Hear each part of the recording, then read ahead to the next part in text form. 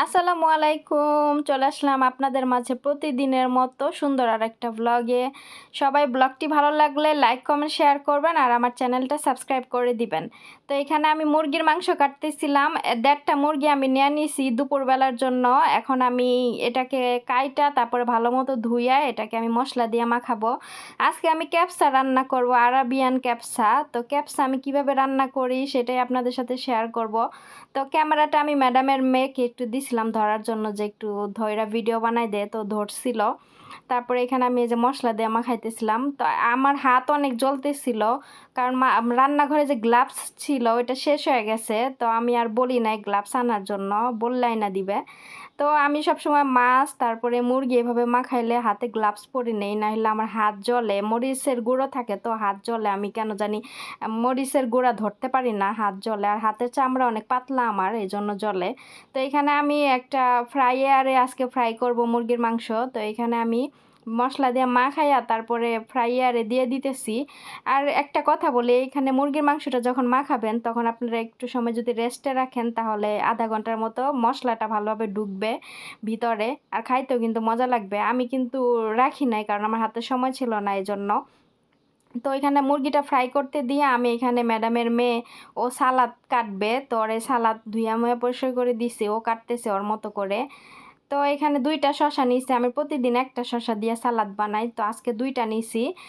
ও বলতেছে যে ও একটা শসা খাবে, এই জন্য ওর একটা দিলাম যে তুই ওইটা খা আর একটা কাট এখানে, কারণ সালাদ বেশি খাওয়া হয় না। দেখা যাচ্ছে যে এরকম কাটার পরে সব ফালাই দেয়, খাওয়া দাওয়ার পরে আর খায় না, পরে এগুলো ফালাই দিতে হয়। আর টাকা দিয়ে জিনিস কিনা ফালাই দিতে কিন্তু মায়া লাগে, আমার কাছে মায়া লাগে কিন্তু ওদের কাছে মায়া লাগে না। তো একটা জিনিস ওরা নতুন কিনা নিয়ে আসলে ওই সাথে সাথে দেখা যাচ্ছে যদি নষ্ট করে ফেলায়, ভাঙ্গা ফেলায়, কিংবা ভালো জিনিসই হোক যদি ভালো না লাগে বাসায় আনার পর সাথে সাথে কি করব, এটা মনে করেন যে কইরা বলবো কি আকি আকি হাইস বালে, এরকম করব, মানে ময়লারই সে ফালাই দেয় এরকম বলে। তারপরে এরকম অনেক জিনিস ফালাই দেয়। এই জন্য আমার টাকা দিয়ে জিনিস কিনতে গেলে আমার মায়া লাগে, ওদের মায়া লাগে না আসলে। তো বাহিরে একটা বিড়াল পাললে আমার ম্যাডাম, এই বিড়ালের পিছনে মনে 50 রিয়ালের মতো খরচ করে ফেলছে। দুনিয়ার প্লেট বাটি, তারপরে বিড়ালের জন্য দুধ, তারপরে হচ্ছে জুবেন, আরও কত কিছু আনছে। আনার পরে এগুলো দুনিয়ার জিনিস আইনা ভরে রাখছে। বিড়ালে গোসল করাইবো এই সুবা, তারপরে বিড়ালের শরীর ডলবো এই একটা ব্রাশ আনছে, মানে শ্যাম্পু, দুনিয়ার জিনিস আইনা রাইখা দিছে হচ্ছে উঠানে, এগুলা দিয়া বিড়ালরে গোসল করাইবো খাওয়াইবো। যাই হোক, দুধের বোতল তো ফ্রিজের ভিতরে অভাব নাই, কতগুলো এনে রাখছে। তারপরে এখানে আমার ফ্রাই করা হয়ে গেছে এক পাশ, আরেক পাশ উল্টায় দিতেছিলাম। আর ও রাহাব কি করতেছিল, ম্যাডামের মেজুমে, ও আবার কাজের প্রতি অনেক বেশি আগ্রহ, যেটা করব সুন্দর করে করবো। এই দেখেন, ও থাল বাসন, আমি বেসিংয়ে থাল বাসন রাখছি, ও এগুলো ধুইতেছিল। আমি ওরে বলছিলাম যে তোর ধুইতে হবে না, আমি ধুই। ও আমাকে দেয় নাই, বলে না আজকে আমি ধুমু, তুই তো সবসময় দস। তো আমার ম্যাডামের মেয়েদের মত থেকে হচ্ছে এটা একটু শয়তান টাইপের হইলেও কিন্তু ভালো আছে, ঠিক আছে। এটা আবার একটু কিছু বললে ম্যাডামের কাছে গিয়া কথা তাড়াতাড়ি লাগাই ফেলে, কথা বলে বইলা দেয় সাথে সাথে, মানে একটু হইলে আর একটু বানায় বলে।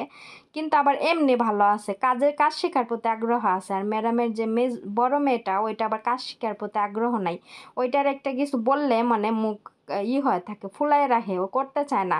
তারপরে ওরা হাফটে দেন সালাদ কাটলো, থাল বাসন ধুলো। এখন আবার আমি ওরে এই যে দিছি, ফল কাটতে দিছি, বেদানা ফল, এটারে আমি দিছি ওরে যে এটা তুই করবি। ও বলে হ্যাঁ করবো। আমি বলছিলাম তোর যদি খারাপ লাগে তাহলে তুই জাগা, আমি আমি করি। ও বলতেছে না আমি করবো।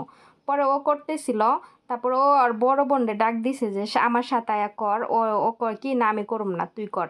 মানে বড়টা হচ্ছে একটু রাগ করে আছে, কারোর সাথে কথা বলতেছে না। কারণ আমি ম্যাডামের কাছে ওর নামে একটু বিচার দিছিলাম, তো ওইটা ওই ম্যাডাম আবার ওরা বকা দিছিল। এই জন্য ও হচ্ছে রাগ করে রয়েছে, কথা বলে না। কথা না বলুক, সমস্যা নাই, পরে একাই বলবে। তারপরে এখানে আমি ফল কাইটা নিছি, দেখেন আম আর তরমুজ। তো এগুলো র্যাপিং করে ফ্রিজে রাখবো। আর একটা জিনিস দেখাই, দেখেন এটা হচ্ছে দই, এটা হচ্ছে স্ট্রবেরি ফ্লেভারের দই। তো এই স্ট্রবেরি ফ্লেভারের দই হচ্ছে আমার ম্যাডামের মেয়েরা খায় না। তারপরে ম্যাডামে নিয়ে আসছিল, ভাবছিল যে ওরা হয়তো স্ট্রবেরি পছন্দ করে, তো দই এই ফ্লেভারের দইটাও হয়তো পছন্দ করবে। তো এই জন্য ম্যাডাম নিয়ে আসছিল, কিন্তু ওরা এটা খায় না, এটা ডেট ওভার হয়ে গেছে, এখন এটা ফালাই দিব।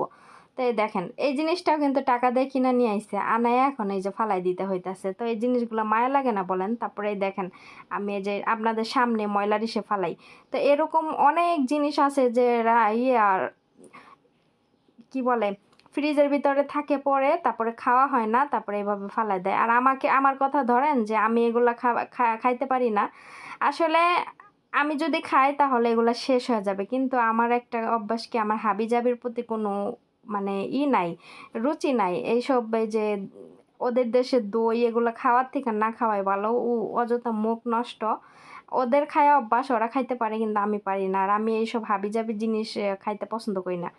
আমার শুধু দুপুরে ভাত আর হচ্ছে রাতে আর সকালে রুটি, এগুলো হইলেই চলে। তাছাড়া আমার এত হাবিজাবি জিনিসের প্রতি আমার কোনো রুচি আসে না। তো এখানে এই যে খ্যাপসা রান্না করছি, এই দেখেন ক্যাপসা হয়ে গেছে, এখন আমি একটু উল্টায় দিলাম। তারপরে হয়ে গেছে, চালগুলা একদম আনামানামি রয়েছে। তো ম্যাডামের বড় মেয়েকে বলছিলাম একটু লাড়া দিতে, ও কি লাড়া দিতে গেলে মনে করেন গুটাগুটি করে। আমি পরে ওরা বলছি যে এইভাবে গুটাগুটি করে কখনো রান্না বান্না করতে হয় না। তো এইভাবে গোটাগুটি করলে তো চাল একবার যাও হয়ে যাবো গা, চাল থাকবো আনাম। পরে বুঝাই দিলাম, পরে শেষে বুঝছে।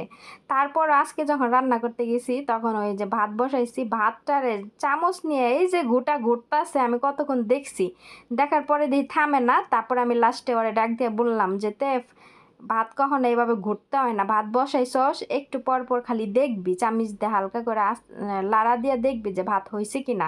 এইভাবে যে দাঁড়া দাঁড়া ঘুরতেছ সে ভাত তো যাওয়া যাব। আর বাসমতি চাল তো আমি আগের থেকে ভিজায় রাখি, তো ভিজায় রাখলে মনে করেন যে ভাতটা তাড়াতাড়ি হয়ে যায়। আর ওই ভাতটা যদি ওরকম চুলার উপরে ঘোটাঘুটি করে তাহলে কিন্তু ভাতটা ভাঙ্গা যাব, চালটা ভাঙ্গা যাব আর ভাতগুলা যাও হয়ে যাব। তো এই চাল রান্না করতে হয় সাবধানে, যাতে চালগুলা আনামানাম থাকে। কিন্তু ওদের মাথায় একটু ওরা পোলা পায় না বুদ্ধি, ওরা এগুলাই করে। যাই হোক, তারপরে এই যে রান্নাঘরে আমি রান্না বান্না শেষ করে আমি ম্যাডামের রুম পরিষ্কার করতে গেছি। এখন ম্যাডামের মেয়ে বলে কি মেজোটা যে ও রান্নাঘর করবো, মুছবো। তো ডেটল আর পানি দিয়ে গেছিলাম। ও কি করছে, আয়া দেখি সারা রান্নাঘরে পানি আর ডেটল দিয়া তারপরে করতেছে, খেলতাছে। এখন 11:30 বাজে গেছে, একটু পরে ম্যাডামে 12টার সময় আইসা খাবার খায়। তো একটু পরে আইসা যদি রান্নাঘরে দেখে যে পানি, তাহলে খাবার এইখানে বসে খাইবো কেমনে? তো তারপর রাত থেকে আমি নিয়ে পরে এসে পরিষ্কার করলাম আবার। এখানে আমি মুরগির মাংস আরেকটা ছিল, হয় নাই, পরে ওইটাও হয়ে গেছে লেগ পিস। তো আগে থাই পিসগুলো ফ্রাই করে নিছি, এখন লেগ পিসগুলোও নিলাম। তো হয়ে গেছে, এখন আমি এক এক করে সুন্দর মতো উপরে সাজাই দিতেছি। তো রান্না বান্না এখনই শেষ, এখন আমি আবার ম্যাডামের ঘরটা পরিষ্কার করব। তো আমি ঘর পরিষ্কার বাদ দিয়ে আমি এখানে আসছি, কারণ দেখতে আসছি যে ও কি করতেছে। এখন দেখি ও এখানে পানি দিয়া ডেটল দিয়া সারা রান্নাঘর মাখাইয়া খেলতাছে। পরে যাই হোক কিছু বলি নাই, তারপর ওর হাত থেকে নিয়ে আমি বললাম যে তুই অনেক কাজ করছো, যা ভিতরে গিয়ে বসে থাক, আমি এগুলা করি। পরে আমার মতো আমি সব কিছু গুছাই নিলাম সুন্দর মতো, রান্না বান্না কমপ্লিট করলাম। তো এই দেখেন রান্নার ফাইনাল লুকটা, আলহামদুলিল্লাহ। তো আজকের ভিডিও এখানে রাখতেছি, দেখা হবে নেক্সট ভিডিওতে। আল্লাহ হাফেজ।